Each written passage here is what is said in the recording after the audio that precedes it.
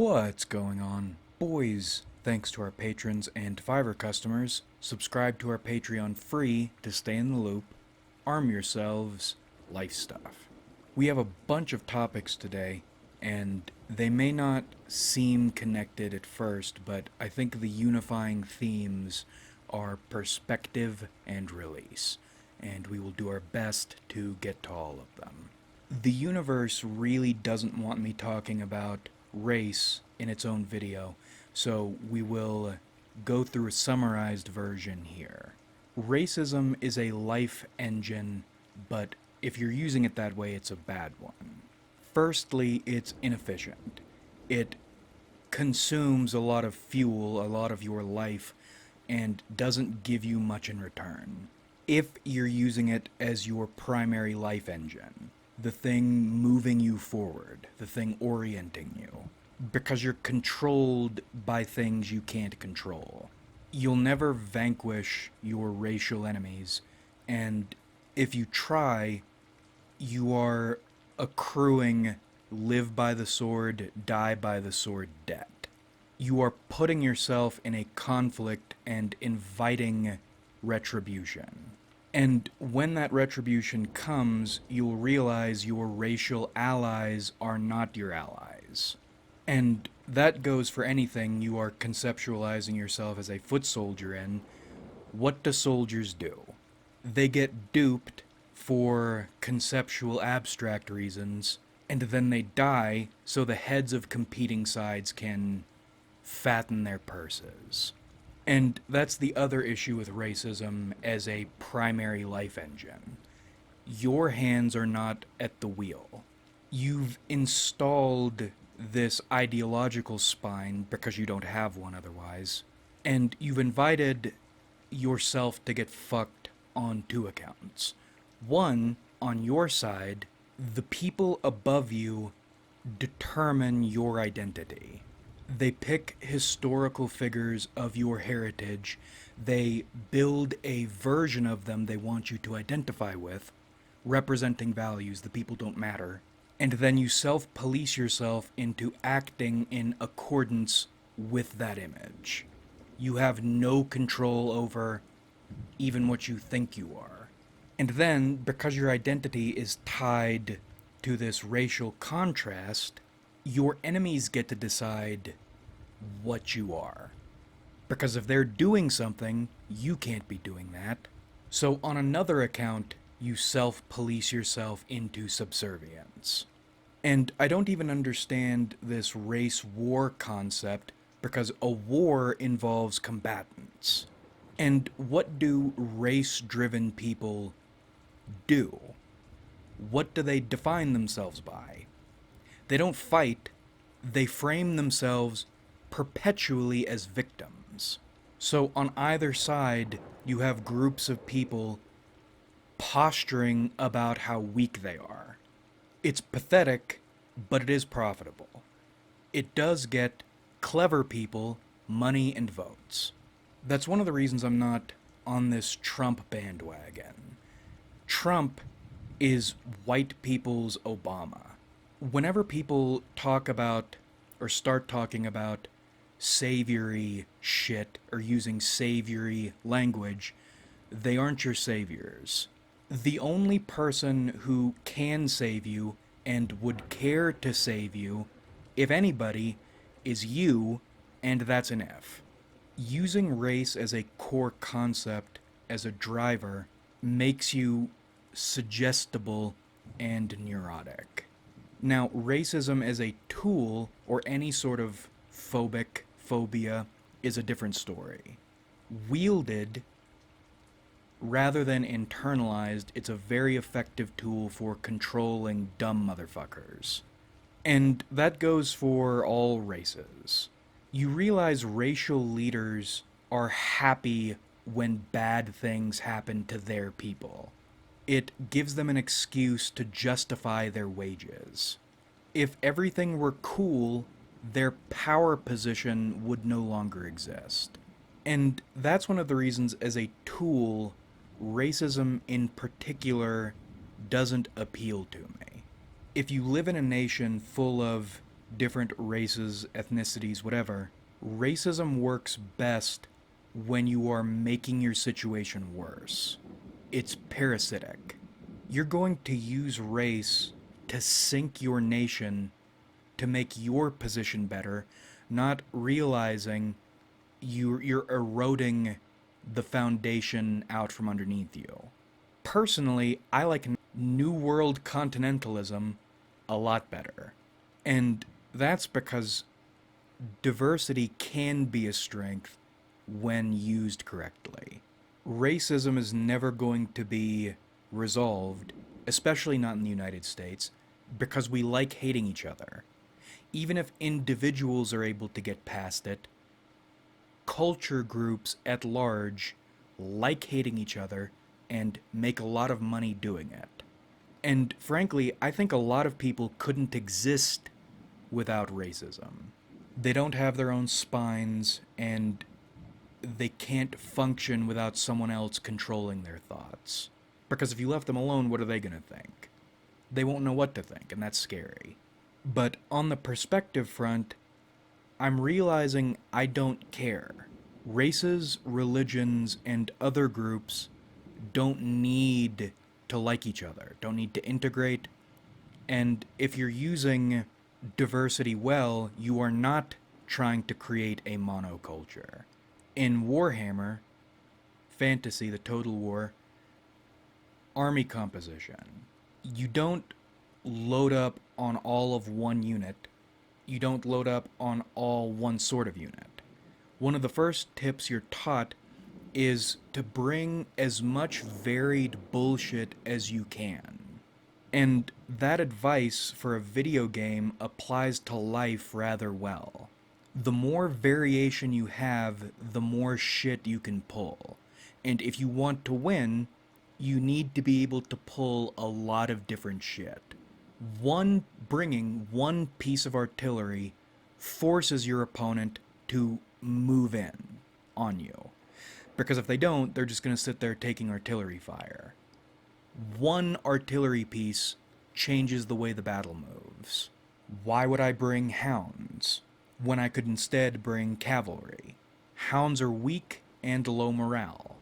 And if I'm going to use them just for charging, cavalry seems a lot smarter. You bring hounds anyway because you learn one unit of hounds can stay on retreating units, so they stay retreating, and in most instances can mulch them. So with one unit of hounds, any of your enemy's units that retreat, you don't have to deal with. Either because they stay gone, they leave the battle, or they just die. One unit of hounds. We don't have to like each other, we don't have to be the same, and in fact, it's better we aren't the same. As long as we are coordinated against enemies and for our nation, our land. The land is what matters. All the different groups of people are all the different ways we can fuck somebody else. So while it's not great that we don't get along, it's very good we are not the same. We just need to figure out how to coordinate. Although if you told me we could Thanos snap away all Midwesterners, I would be okay with that. I didn't expect that to take 9 minutes, but I am glad that topic got covered. Holy shit, I have been trying to make this video repeatedly for the last 2 months, and every single thing has stopped it from happening. But thankfully it does link up with other topics we'll be discussing today.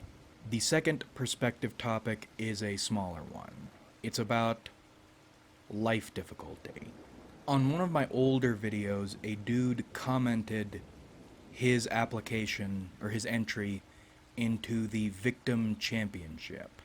And his entry was, "You people don't know real pain. You're all pussies. I had to cut my friend group down to 2 people. That's real pain." And there was not a drop of irony in it. And this might actually link up with the third point we're making, but staying on the second one. I am sure for some people, Needing to reduce your friend group down to 2 people is the ultimate suffering they have ever known. And because it's all they've ever known, it emboldens them to compete in victimhood, which is something I'm getting increasingly sick of just in general. People who are always acting like victims, and then people who are condemning victims, but then act like victims. It's really stupid. Why does modern culture, including people who posture as strong, glorify weakness? Why should you be praised or pitied or protected for being a loser? Even if you do get really fucked, why do you want to be praised for that? Shouldn't the praise go towards someone who was clever or capable enough not to get fucked at all, or to someone who got fucked and then figured out something to do about it? To fix the problem, to undo the fucking as much as fucking can be undone, and then not to let it happen again. Anyway, that mountain of pain of having to lose all your friends but 2, that then emboldens you to shit talk other people, put my bad feelings and experiences into perspective. And perspective is weird because you can know something but not feel it. Even if you know something is the correct answer, it doesn't feel like the correct answer until something triggers that proper chemical reaction and then you feel it, at least for a little while. My troubles with the state stunk, and they still affect me now, materially and mentally, but I'm not crippled, I'm not in prison, I'm not dead. I came out of something bad relatively okay, and it could have been a lot worse. Both the things that could have happened and the ways they could have affected me. I'm reminded of St. O'Neill's prison story and his friend who went through the exact same experience as he did and did not come out okay. Totally lost his mind. I am thankful I'm stained but not ruined. And I am unbelievably thankful it was not worse. And I'm also thankful nothing worse has come along yet. And I'm hoping it won't. It might, but even if something bad or worse does happen, at least it won't be something even worse than whatever this worse thing would be. And it could always be worse is a common saying, and you know that to be the case when you hear it, but you don't feel it until someone comes along and puts it in perspective in a way that allows you to feel it for a little while. And then that leads into the third thing. Aren't people awful and frustrating generally? Briefer point, but thank God people, or most people, are frustrating, not savvy. When I first got into typology, it was really irritating the way people who don't know about typology and don't care to learn about typology put it down relentlessly.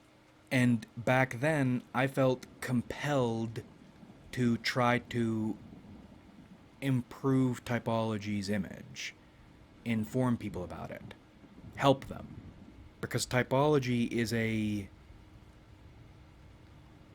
a useful tool, it's also a dangerous weapon. I was walking around with typology handouts in university and striking up conversations with people here or there and giving them this stuff. I don't do that anymore because I don't like the disrespect is interesting. I find the sort of disrespect that pisses me off the most comes from people who, with confidence, denigrate something I care about with zero knowledge about it. And that's good to know, because if you intend disrespect, you cannot educate yourself about something, specifically to disrespect people better, but it's aggravating watching people talk shit about something you have seen work and understand intimately. And I have stopped working to share typology proactively, going out and getting people involved. I don't defend typology to its denigrators. And I'm less and less inclined to stand up for or to share anything I believe in with anyone because I realized something. Let's say you do manage to equip one of these frustrating people with your weapons. There's no such thing as a bad day, and you should not give people breaks. Except maybe, in the most extraordinary circumstances. If someone does something shitty, that didn't come out of nowhere. Even if that is a lower frequency in terms of actual frequency, not like radios, but how often this happens, even if this is a not common occurrence, that is part of their personality. Meaning, if you flagged someone as negative, you should not be trying to convince them of the right answer or equip them with good tools. Because what are they going to do with this or these new capabilities you've given them? They're going to do shitty things. You don't give your enemies help, you give them problems. You give them smoke screens that will keep them away from the right answers. You don't want them well armed. And this all is another point of perspective and release. Be thankful most people are dumb and shitty. It would be so much worse if they were savvy and shitty. There aren't that many savvy, shitty people alive, and you can see how far they've gotten, how high they've climbed. You thank God people are stupid and shitty, and you exploit them with your superior tools. You don't need and you don't want people to agree with you that your shit is good, because then they'd be using it. You operate quietly and you allow your results speak to you for themselves. And then the final thing. Little story. Following the Dream Journal test, a woman contacted me wanting to discuss the results. Of course, taking issue with one of the women who participated and trying to determine exactly who that was. But in reality, that was the introductory excuse. And I entertained it at first, didn't give anybody up, because I read this as an opportunity to nourish myself. I've said before, I enjoy receiving attention from women and then brushing them off. It's ego feeding and power projection. Brushing women off makes me feel powerful. And I read this as an opportunity because it always happens the same way. We're going to get sexist for a minute, so bear with me. When a woman is attracted to you, she wants two things out of you. She wants your attention and she wants your emotions. But most women have no game because most dudes are fucking stupid. Which, as we've stated before, if they weren't fucking stupid, if they were more savvy, then I wouldn't have this little routine to nourish my ego. But anyway, this means they don't know how to get what they want in a sophisticated way. Most women. Some do, and that's terrifying. I think it was late last year, I found myself in a situation dealing with a woman who knew how to do woman very well. And when a woman knows how to perform femininity, it's like you're dancing on strings without realizing what's happening. You're dancing, and as you're dancing, she's showing you where to step, and you step there because isn't dancing with her fun? So fun, in fact, you don't realize or you don't care you're getting played. And in that situation, when I realized what was happening, I ejected because I realized I was contending with a creature beyond my capabilities. How terrifying is it not to have control of a situation and not realize you don't have control of a situation? And that's probably why I enjoy this dismissive shtick so much. Anyway, in the same way most men don't know how to be men, most women don't know how to be women. Meaning, their angle of attack is almost always the same. 3 stages. Always. Stage 1. Eager, positive, and flattering. With most dudes, being actively nice is enough to get their attention and their emotions. Typically speaking, after which point, once a woman, if you're a dude, has gotten your attention and emotions by being nice to you, if you go in to make the move, she will cut you off. Not always, but it's like a self-esteem strategy. They dominate you by leading you in one direction because you're stupid enough to fall for it, and then yanking in another. And this is distinct because woman in normal state does not act like this. You can tell the difference between being polite or being friendly and going for something. And that's probably another reason I enjoy my dismissive routine. It's a different strain of whatever that is, but performed by man. Now, for my purposes, I don't bite at stage 1. Okay, you're complimenting me a lot and positioning yourself submissively. Well, that's good. You should be complimenting me, and I don't like submissive women. And of course, you don't say that. You just don't give them what they want, which is attention and emotion. Even though you are just in a different way or on a different scale. If you're performing my bullshit, you need to find a way to balance enjoying the negative feelings you're creating in them because they aren't getting what they want without focusing on them. Because if you focus on them for any reason, they've got you. Something she did worked, and now she has your attention and your emotion. And the entire point of running this shtick is not affording them that. You can't enjoy a victory if you've lost. Anyway, stage 2 is sulking. She will make a show of being hurt. And not just by you necessarily. Anything that will make her look like a wounded damsel in distress. Oh, woe is me. And what she wants you to do at this stage is swoop in and save her. Oh, right, and I forgot to mention, or in case I didn't mention it, all these stages are negative. So it's not just on stage 1 getting baited into something so you can be rejected and then feed the self-esteem.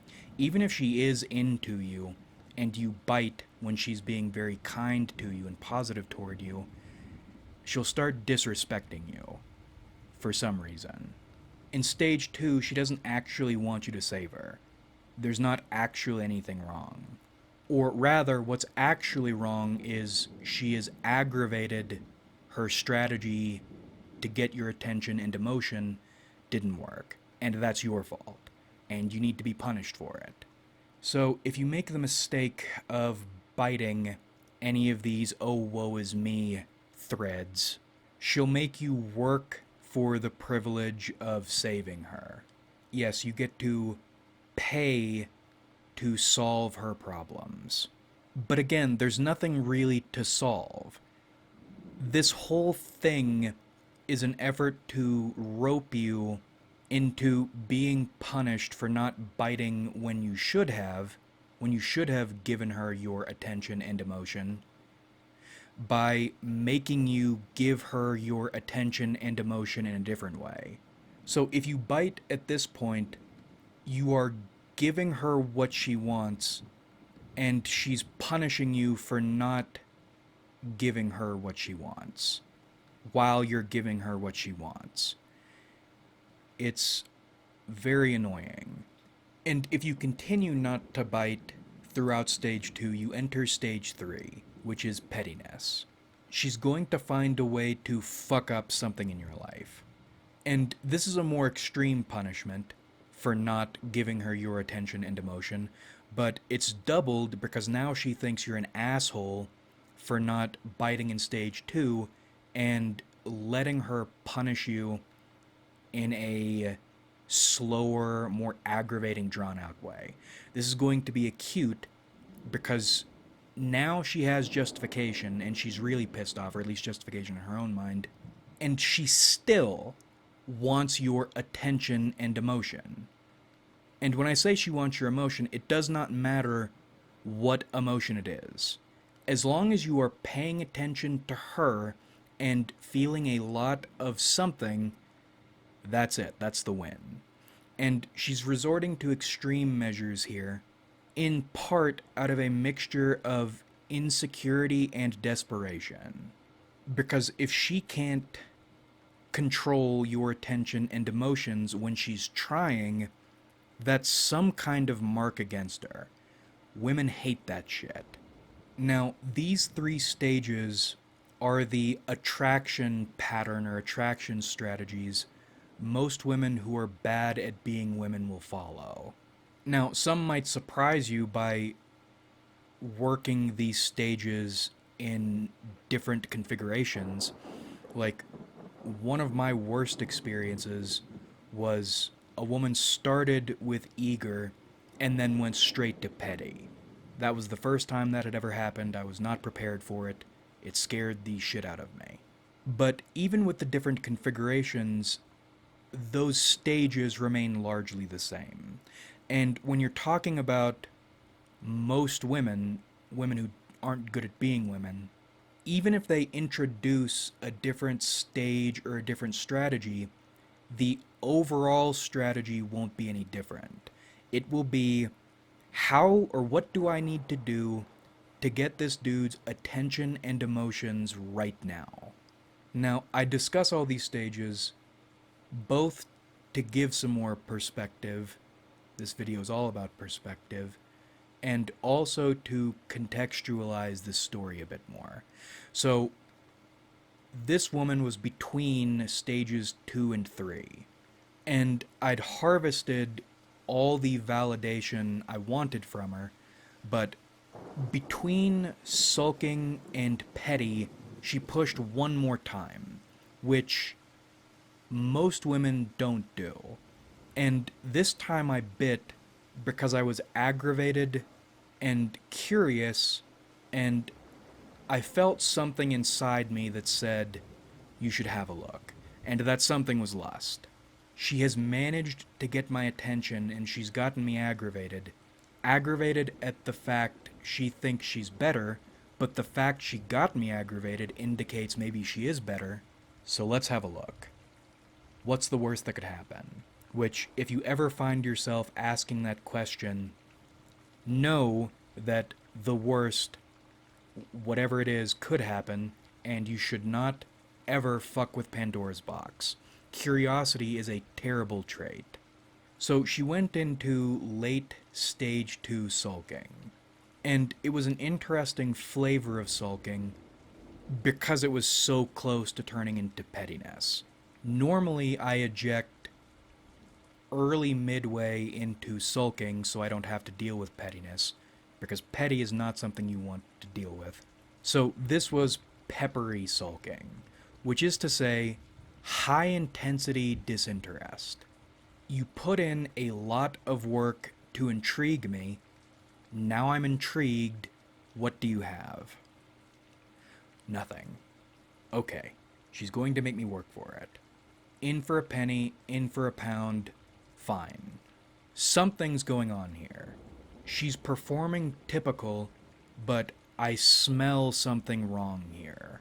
So for a while, I let her waste my time and teach me a lesson with a stop in place. I think that's what they're called. Like when stocks fall below a certain price, they automatically sell. One of those.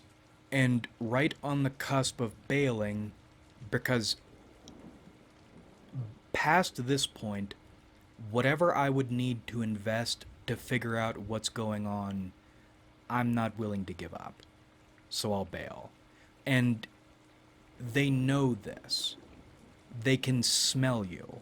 So, in a more forward way, before jumping, I asked what her deal was. What's going on here?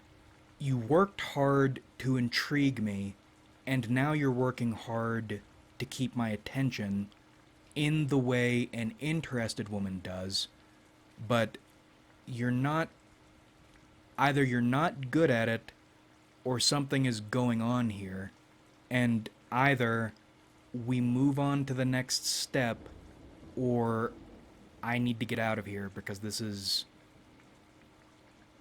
interest versus investment.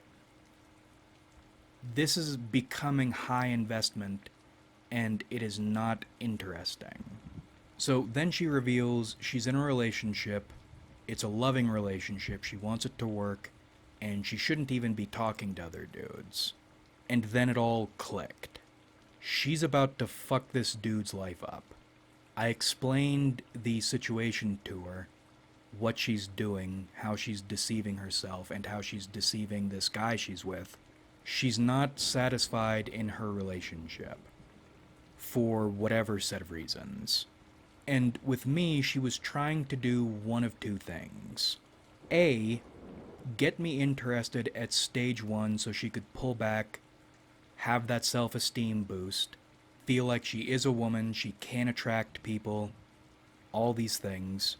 Or, slash and or, B, find someone capable of talking her into doing something she wants to do but is ashamed of feeling, which is dump the dude she's with. And those feelings are complicated because the reason she wants to leave is the exact same reason she feels guilty. I would bet good money that dude did nothing wrong. He is probably just a kind young dude. Really sweet, with no edge, and she controls him. And interestingly, she admitted a bit. Admitted she shouldn't even be talking to me. But she's so devoted to this guy. But she's still talking to me. So she wants something to happen, otherwise we wouldn't have been talking about nothing for the last however long. She wants change to happen, but she wants someone else to do it or to talk her into it so she doesn't need to feel responsible for getting what she wants because she feels guilty about what she wants. But that's not going to stop her from trying to get it. She's just going to create 55 steps to get there to create deniability. For herself, of course. And when you run into situations like these, there are steps to follow, according to what you want to do. Now, I don't know this dude, but I'm not going to participate in fucking him over and let her be a sneak weasel. And in terms of action reasoning, contempt for sneak weaselry ranks higher than helping a brother out, because in my experience in situations like these, the dude is going to hate you no matter what you do. I hate betrayal so much because betrayal is the reason I can't trust anybody. Anyway, in this situation, I saw a path to resolving the issue. Because, interestingly, she had already taken, I'd say 15 to 20% responsibility for what she was doing, which you don't often see. The path forward is to take full responsibility. Not even necessarily for cruising, I guess we would call it, because you know I'm not the only one she was doing her routine on. And if your relationship is as important to you as you say it is, repeatedly, which, bad sign by the way, you don't go on about how much you love someone while associating with strange dick you admit you should not be associating with, and running the routine on. There are just a few simple steps to keeping that relationship alive. Instead of cheating outright, getting a dude to convince you to dump him, or repressing your feelings until you explode and ruin all your lives. All you need to do is take responsibility for your feelings. Don't try to sneak around and then act like a saint, which is what she ended up doing. Something is wrong, and you're so afraid of admitting it, you'd rather look elsewhere for someone else to make you not responsible for your dissatisfaction instead of being honest with yourself and this person you claim to love so dearly. And then, once you've taken responsibility, you figure out what to do. If that means breaking up, fine, but at least you aren't lying. Little sneak thief. Living a lie, hurting yourself and others because you're too afraid to take responsibility for your own feelings. You're too afraid to look in a mirror. Or you find a way to move forward by addressing whatever is wrong. Whatever is wrong that you're afraid to admit to. One of the great things about love is discovery. Now, that can also be horrifying, like learning your partner has been sneaking around on you. That's not fun. But people can surprise you in good ways too. You'll be surprised with what people will go with if they care about you as you will be the things they do or won't go with. But you won't know until you're willing to take responsibility and face the unknown. It could turn out badly if you're honest, but it will turn out badly if you're not honest and you get caught doing some shit, or you let resentment build and then you blow up and destroy everything.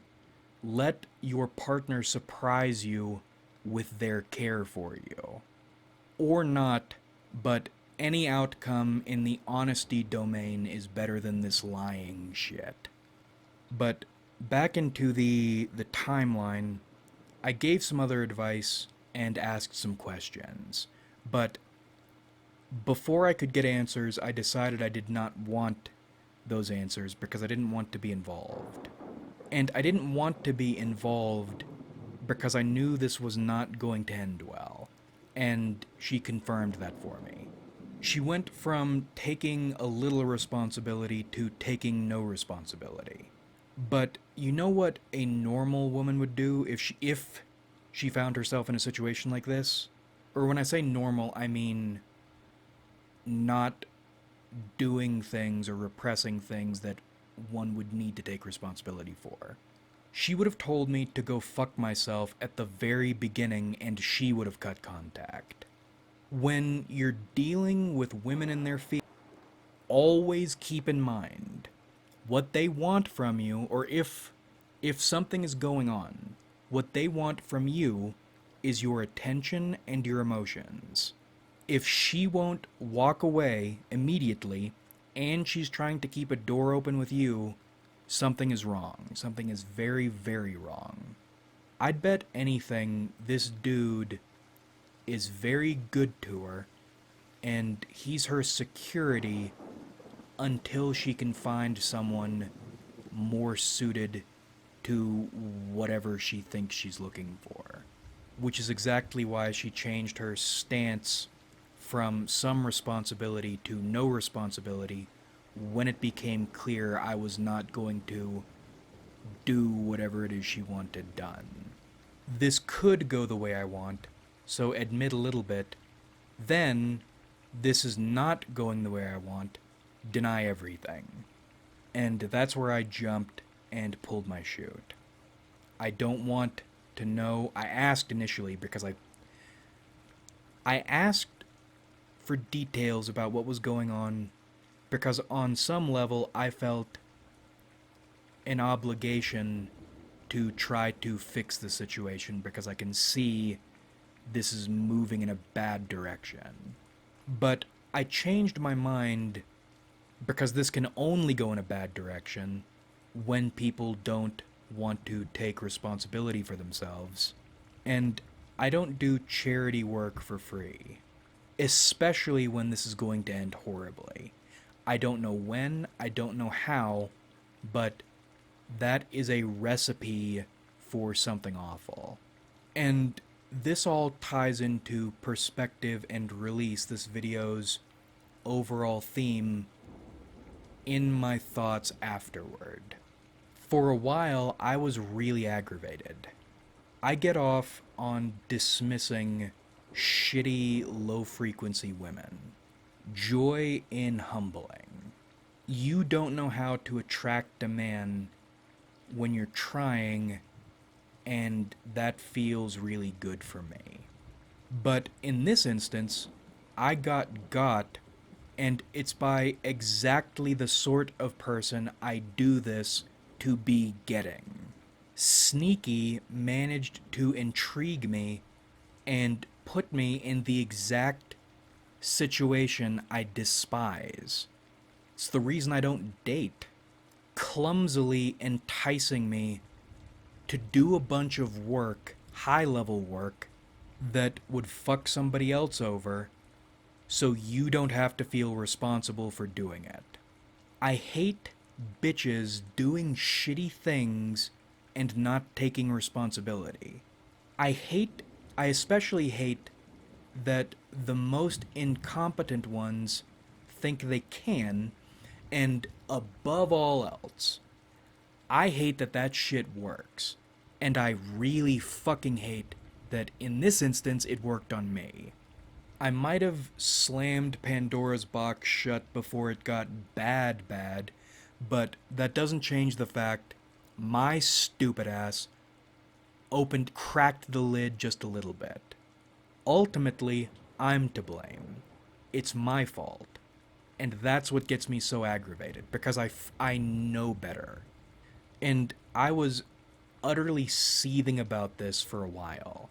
If you want to live a lie, that's fine, but you're hurting other people in the process. And I was so angry that I let myself get suckered in. And she just gets to go on living her life without even feeling the guilt for the catastrophe she is brewing for a dude, again, I'll bet money, treats her very well. But then I stumbled into the ultimate perspective, the ultimate release.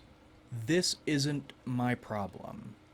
And as with the last, I think, 3 things we have discussed in this video, main topics, this topic stretched out a little long.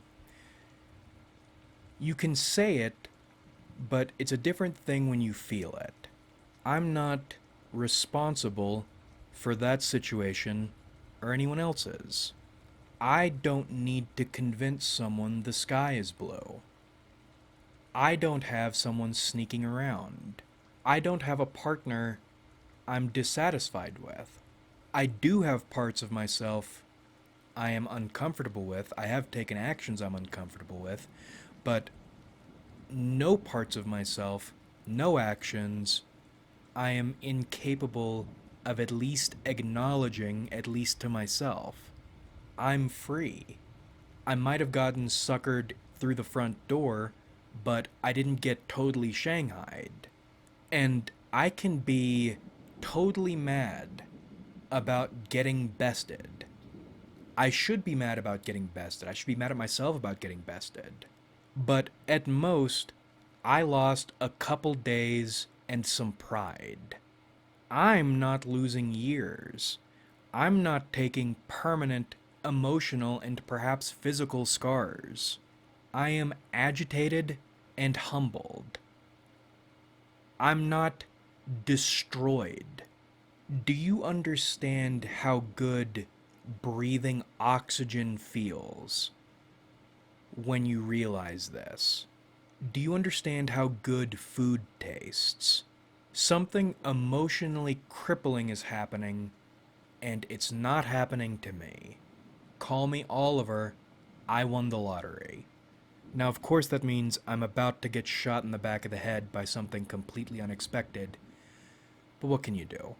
My point, my ultimate point in this leg of the video is to remind you, you are not responsible for other people.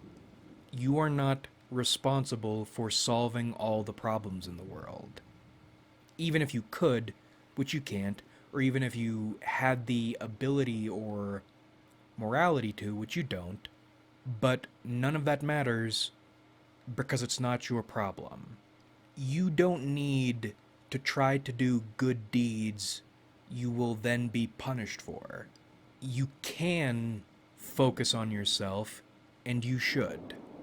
There aren't words to describe this feeling of liberation.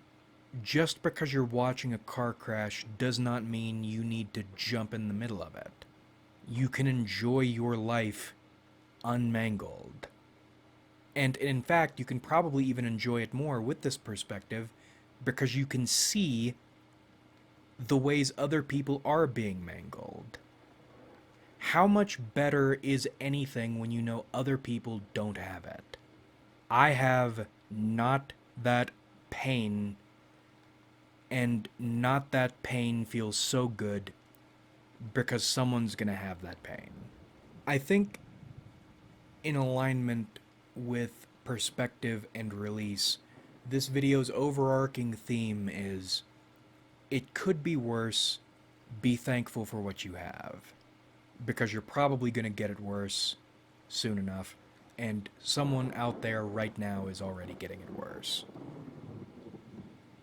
The future, or what is it? God, the old mantra.